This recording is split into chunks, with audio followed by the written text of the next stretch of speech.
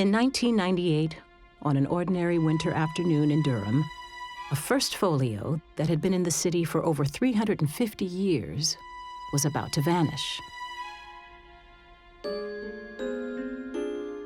Once belonging to their Bishop John Cousin, the soaring status and value of a folio had made it vulnerable. It's the one copy of the first folio that has been in the same ownership for all of its existence. So losing it from the city and from his library was a real shock. The book was an icon to the city and to its university students.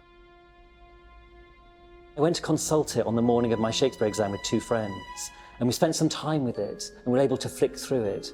Fast forward 3 years, it's been stolen. That book that I touched and looked at and felt close to was gone.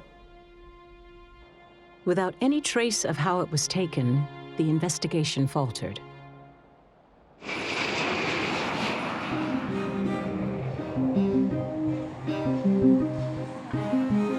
Ten years later, on the other side of the world, the Folger Library received an unexpected visitor, Raymond Scott.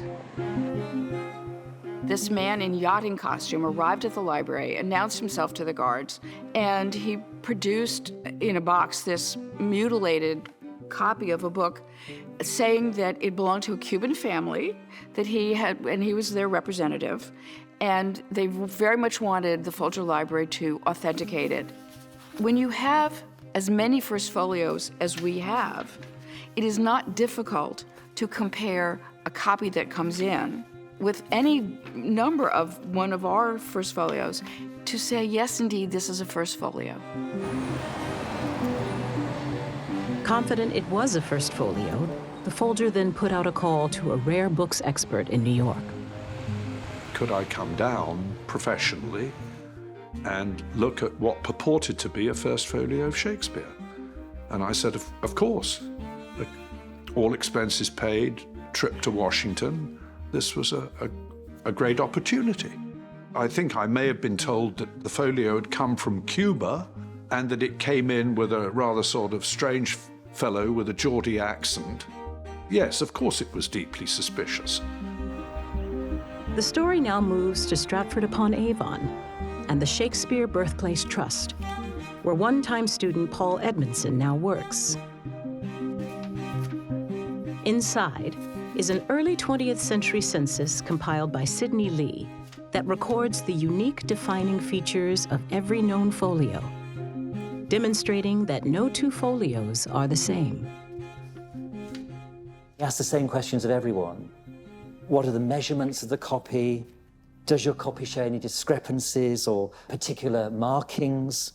And of course, what this allowed him to do was to have as much information as possible about each individual copy. And of course, it includes the Durham copy, which was stolen. Now in Washington, and with his suspicions aroused, Stephen had consulted an up-to-date copy of the census. Within between 5 and 15 minutes, at a large table in the Folger, one just did the measurements. The measurements matched. So the good news is that it's a first folio. The bad news is it belongs to Durham University Library.